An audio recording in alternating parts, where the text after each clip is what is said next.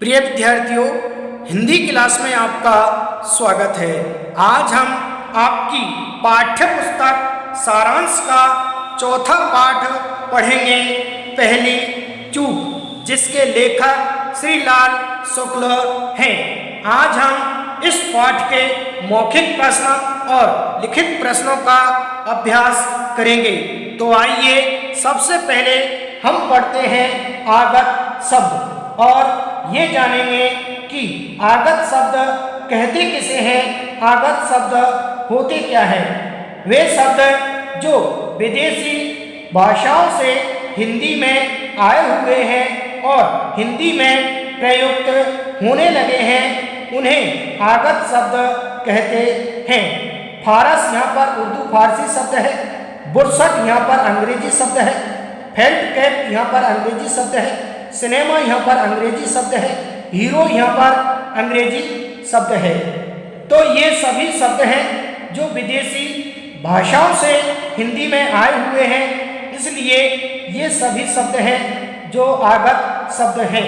आप इन्हें अपनी उत्तर पुस्तिका में लिपिबद्ध कर लें, क्योंकि इनसे संबंधित प्रश्न आपसे पूछे जा सकते हैं। ये यहाँ पर वर्तनी वैभिन्न शब्द दे रखे हैं। वर्तनी वैभिन्न शब्दों का मतलब होता है हमें इन शब्दों में अंतर बताना है कि इन शब्दों में क्या अंतर है। तो ये प्रचलित वर्तनी है और ये मानक वर्तनी है। हिंदी साहित्य अकादमी नई दिल्ली द्वारा जो संशोधन किया गया है उसके अनुसार संयुक्त वर्णों को या भ्रमित करने वाले वर्णों को अलग करके लिखा जाए और पंचम वर्णों के स्थान पर अनुस्वार का प्रयोग किया जाए। पंचम वर्णों के स्थान पर अनुस्वार या अंकी बिंदी का प्रयोग किया जाए। तो यहाँ पर मानक वर्तनी और प्रचलित वर्तनी दे रखी है। उत्तम यहाँ पर प्रचलित वर्तनी में उत्तम इस तरीके से लिखा जाता है और मानक वर्तनी में उत्तम इस तरीके से लिखा जाता है। तो ये तो प्रचलित वर्तनी है और ये मानक वर्तनी है, अर्थात इन्हें वर्तमान समय में प्रचलित वर्तनी है उसे वर्तमान समय में अशुद्ध या गलत माना जाता है और मानक वर्तनी को वर्तमान समय में शुद्ध और सही माना जाता है। जिस तरीके से यहाँ पर गद्देदार, मानक वर्तनी में गद्देदार इस तरीके से लिखा जाता है, यहाँ पर दोहरे दे हैं उन्हें मिला के लिखा गया है, संयुक्त रूप में लिखा गया है। ये भ्रमित करने वाले वर्ण हैं, इसलिए मानक वर्तनी में इन्हें ये दोहरे जो दे हैं उन्हें अलग करके लिखा गया है। तो गद्देदार इस तरीके से लिखते हैं कि ये प्रचलित वर्तनी है और ये मानक वर्तनी है, अर्थात इसे यहाँ पर वर्तमान समय में अशुद्ध या गलत माना जाता है और इसे वर्तमान समय में शुद्ध और सही माना जाता है। इसी तरीके से यहाँ पर पंचगव्य लिखा हुआ है, ये यहाँ पर पे के बाद ये पंचम वर्ण है, तो ये वर्तमान समय में इसे गलत माना जाता है, क्योंकि संशोधन के अनुसार ये बताया गया है कि पंचम वर्णों के स्थान पर अनुस्वार या अंकी बिंदी का प्रयोग किया जाए।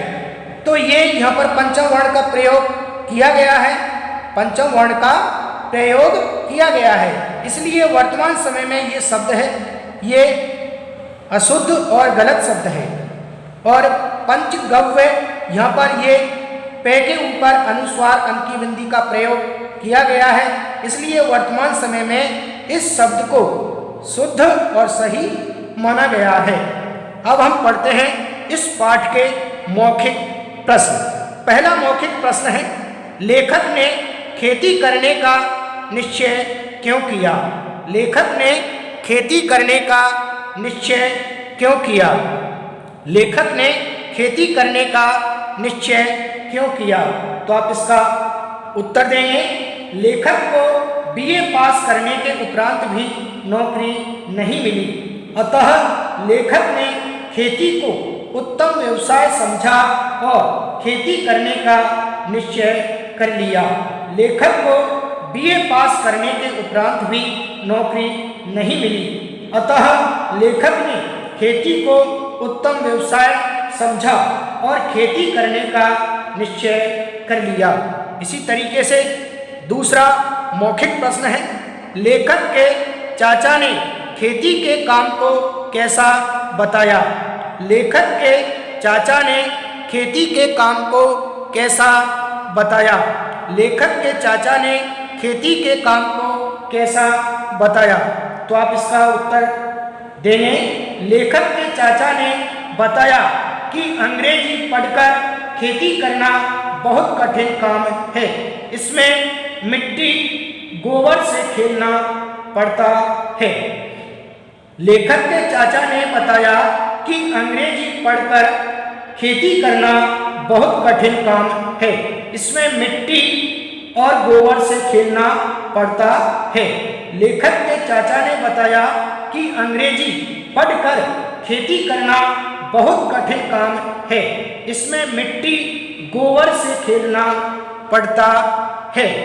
लेखक के चाचा ने बताया कि अंग्रेजी पढ़कर खेती करना बहुत कठिन काम है, इसमें मिट्टी गोबर से खेलना पड़ता है। इसी तरीके से तीसरा प्रश्न है, लेखक को किसका बड़ा शौक था? लेखक को किसका बड़ा शौक था या लेखक को किसका बड़ा शौक है? लेखक को किसका बड़ा शौक है? तो आप इसका उत्तर देंगे। लेखक को सिनेमा का बड़ा शौक था। लेखक को सिनेमा का बड़ा शौक था। इसी तरीके से चौथा प्रश्न है, लेखक के चाचा ने खेत कहाँ बताए? लेखक के चाचा ने खेत कहाँ बताए? लेखक के चाचा ने खेत कहाँ बताए? तो आप इसका उत्तर देंगे। लेखक के चाचा ने खेत कहाँ बताए? तो आप इस प्रश्न का उत्तर देंगे, गांव के दक्षिण, दक्षिण का यहाँ पर अर्थ है दक्षिण, गांव के दक्षिण की ओर रमेश सर के बाग के आगे से गलियारा जाता है। गलियारे के पश्चिम एक राह फूटती है। राह के उत्तर एक मेंढ जाती है। मेंढ के पूरब गन्ने का एक खेत है। गन्ने के पास बाजरा खड़ा है। वहीं अपने खेत जोते जा रहे हैं। तुम वहीं जाकर देखो। गांव के दक्षिण की ओर रमेश सर के बाग के आगे से गलियारा जाता है। गलियारे के पश्चिम एक राह फूटती है। राह के उत्तर एक मेंढ जाती है। मेंढ के पूरब गन्ने का एक खेत है। गन्ने के पास बाजरा खड़ा है। वहीं अपने खेत जोते जा रहे हैं। तुम वहीं जाकर देखो। गांव के दक्षिण की ओर रमेश सर के बाग के आगे से गलियारा जाता है। गलियारे के पश्चिम एक राह फूटती है। राह के उत्तर एक मेंढ जाती है। मेंढ के पूरब गन्ने का एक खेत है। गन्ने के पास बाजरा खड़ा है। वहीं अपने खेत जोते जा रहे हैं। तुम वहीं जाकर देखो। इसी तरीके से पांचवा प्रश्न है, पहली चूक किससे और कब हुई? पहली चूक किससे और कब हुई? पहली चूक किससे और कब हुई? तो आप इसका उत्तर देंगे। पहली चूक लेखक से हुई जब लेखक ने रामचरण के कंधे पर हाथ रखकर मित्रता के भाव से कहा, तो भाई रामचरण मुझे बताओ यह बाजरा कौन है, कहाँ रहता है, वह खड़ा कहाँ है, इसे क्यों खड़ा किया है? लेखक की बात सुनते ही रामचरण जोर से हंसने लगा। रामचरण ने 2-3 किसानों को बुलाकर यह बात बताई तो सभी हंसने लगे। तब लेखक समझ गया कि मुझसे पहली चूक हुई है। पहली चूक लेखक से हुई। जब लेखक ने रामचरण के कंधे पर हाथ रखकर मित्रता के भाव से कहा, तो भाई रामचरण, मुझे बताओ यह बाजरा कौन है, कहाँ रहता है, वह खड़ा कहाँ है, इसे क्यों खड़ा किया गया है। लेखक की बात सुनते ही रामचरण जोर से हंसने लगा।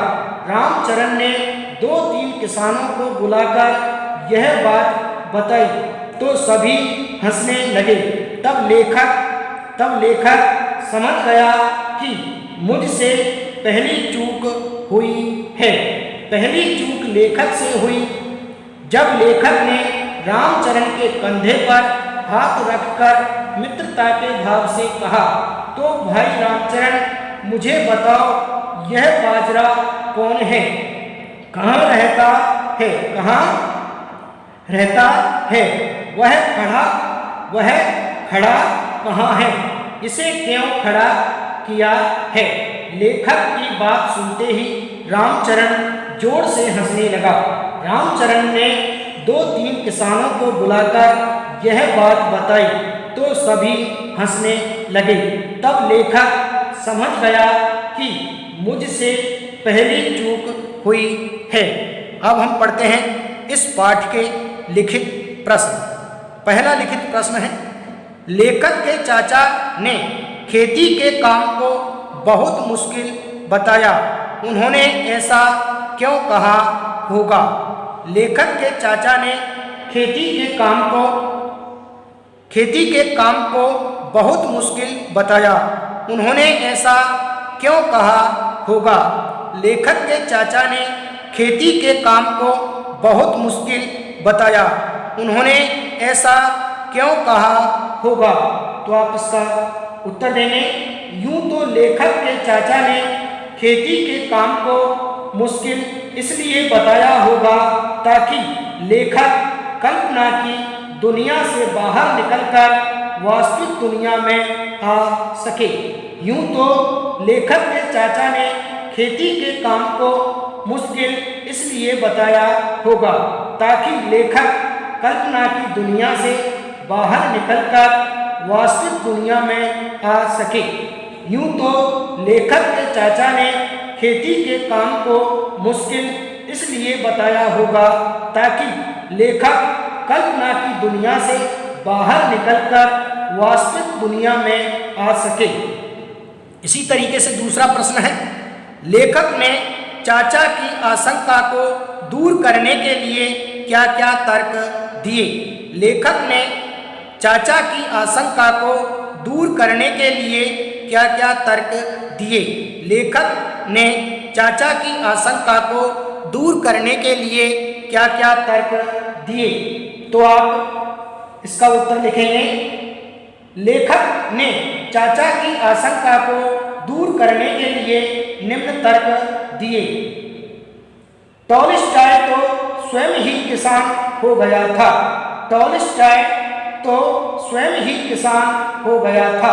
वॉल्टेयर खुद बागवानी करता था। वॉल्टेयर खुद बागवानी करता था। ग्लेडस्टोन लकड़ी चीरता था। ग्लेडस्टोन लकड़ी चीरता था। अपने देश में भी गौतम जैसे ऋषि गेहूं बोते थे।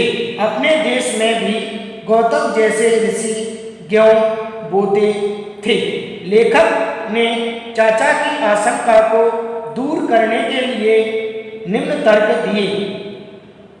टॉलस्टॉय तो स्वयं ही किसान हो गया था। टॉलस्टॉय तो स्वयं ही किसान हो गया था। वॉल्टेयर खुद बागवानी करता था। वॉल्टेयर खुद बागवानी करता था। ग्लेडस्टोन लकड़ी चीरता था। ग्लेडस्टोन लकड़ी चीरता था। अपने देश में भी गौतम जैसे ऋषि गेहूं बोते थे। अपने देश में भी गौतम जैसे ऋषि गेहूं बोते थे।